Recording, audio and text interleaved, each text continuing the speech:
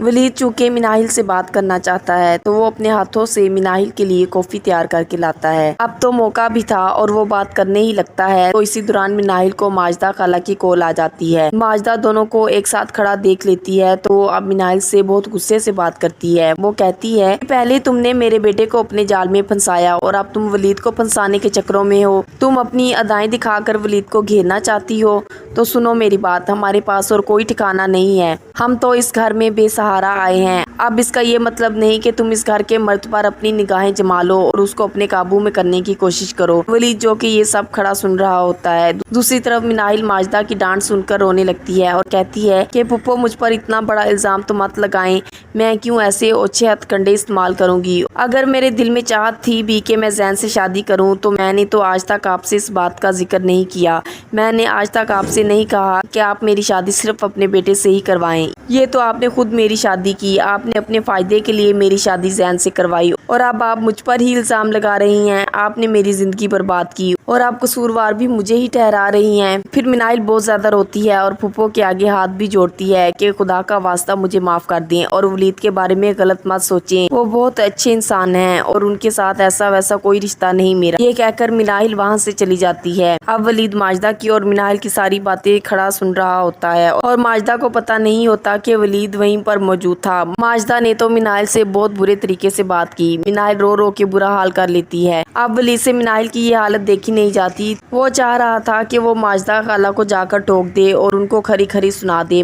مگر اس کی تربیت نے اسے اس بات کی اجازت نہیں دی۔ مناہل روتے ہوئے وہاں سے بھاگ کر اپنے کمرے میں چلی جاتی ہے اور ولید وہاں سائڈ پہ کھڑا ہو کر سب سن رہا ہوتا ہے تاکہ مناہل کو پتہ نہ چلے کہ وہ بھی وہاں موجود تھا۔ ولید اب الٹے پاؤں ماں کے کمرے میں چلا جاتا ہے اور ماں کو ساری حقیقت بتاتا ہے اور اپنی ماں کو ساتھ ہی ساتھ یہ بھی بتا دیتا ہے کہ ماجدہ آنٹی بہت غلط کر رہی ہیں، آپ ان سے کہیں کہ مناہل سے آئندہ ایسی باتیں مت کیا کریں۔ مناہل جب تک ہمارے گھر میں ہے میں تو بالکل بھی اس کی آنکھوں میں آنسو نہیں دیکھ سکتا۔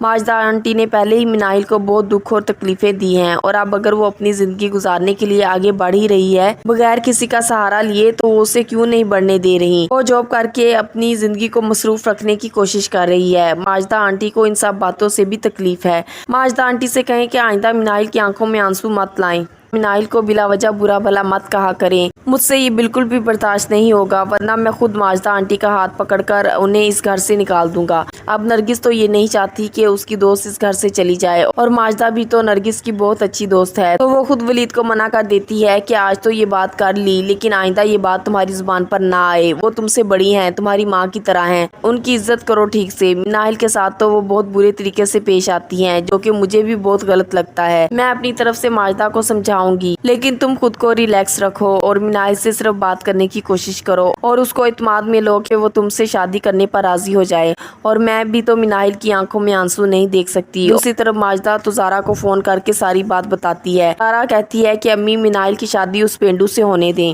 تو ماں کہتی ہے کہ پینڈو؟ وہ تمہیں کہاں سے پینڈو لگتا ہے؟ وہ تو اتنا امیر اور پڑھا لکھا انسان ہے اور اتنا اچھا گھر ہے اس کا، میں اتنے اچھے گھر میں اور اتنے پڑھے لکھے انسان سے مناہل کی شادی کیسے ہونے دے سکتی ہوں؟ دوسری طرف زارا تو چاہتی ہے کہ ولید اور مناہل دونوں کی شادی ہو جائے، وہ تو ولید کو بہت ہی حقیر سا انسان سمجھتی ہے لیکن جب ماجدہ نے سمجھایا تو زارا کی تو آنکھیں ہی کھل جاتی ہیں اور وہ بھی سوچنے پر مجبور ہو جاتی ہے کہ کیا ولید واقعی ہی اتنا امیر انسان ہے اور کیا واقعی اس کے پاس بہت زیادہ پیسہ ہے اور جو کچھ ماں اسے بتا رہی ہے کیا سب کچھ سچ ہے اور کیا ولید بہت زیادہ پڑھا لکھا اور امیر انسان ہے؟ اب تو یہ صبر کا پھل مناہل کے حصے میں ہی آئے گا۔ حالانکہ یہ رشتہ زارا کے لیے تھا لیکن اس نے تو بہت جلدی کی اور ولید کو تو بالکل بھی خاطر میں نہ لائی۔ دوسری طرف حنان تو زارا کے ساتھ کوئی اچھا سلوک نہیں کرتا۔ ولید مناہل کو کال کر دیتا ہے اور کہتا ہے کہ تم رات کو کافی زیادہ پریشان دکھائی دے رہی تھی تو مناہل کہتی ہے کہ میرا آپ کے ساتھ ایسا کوئی رشتہ نہیں کہ میں اپنی پریشانی آپ کے ساتھ بانٹتی پھروں۔ ولید اب کہتا ہے کہ اگر رشتہ نہیں ہے تو رشتہ بن تو سکتا ہے نا۔ اب مناہل کی سمجھ میں تو آ ہی جاتا ہے کہ ولید کیا کہنا چاہ رہا ہے، اس لیے تو وہ ولید سے صاف کہہ دیتی ہے کہ میں کوئی نیا رشتہ نہیں بنانا چاہتی اور پلیز اپنے کام سے کام رکھیں، آئندہ مجھے کال مت کیجیے گا۔ یہ کہہ کر مناہل کال کٹ کر دیتی ہے اور کافی دیر تک ولید کے بارے میں سوچتی رہتی ہے۔ ولید جو کہ انتہائی اچھا انسان ہے اور نرگس آنٹی ان کے اندر تو ویسے ہی مناہل کو اپنی ماں نظر آتی ہے اور ولید تو ویسے بھی چاہتا ہے کہ اس کی شادی مناہل سے ہو اور وہ اس کا سہارا بنے۔ دوسری طرف مناہل بھی تو اب کوئی نیا قدم نہیں اٹھانا چاہتی اور وہ کسی صورت نئی راہ پر نہیں چلنا چاہتی۔ وہ اپنے ساتھ غلط ہوتا نہیں دیکھ سکتی۔ وہ چاہتی ہے کہ وہ اکیلی ہی رہے اور اپنی زندگی اکیلی ہی گزارے ماجدہ پھپھو کے ساتھ۔ وہ ماجدہ پھپھو کے ساتھ ہی رہنا چاہتی ہے۔ دوسری طرف حنان کی دوست اس کے پیچھے پڑی ہوتی ہے اور کہتی ہے کہ تم نے تو کہا تھا کہ شادی کروں گا تم سے۔ تو حنان کہتا ہے کہ ہاں میں نے وعدہ کیا ہے۔ تو دوست کہتی ہے کہ کہیں تم نے یہ وعدہ اپنی اسلام آباد والی کزن سے تو نہیں کیا؟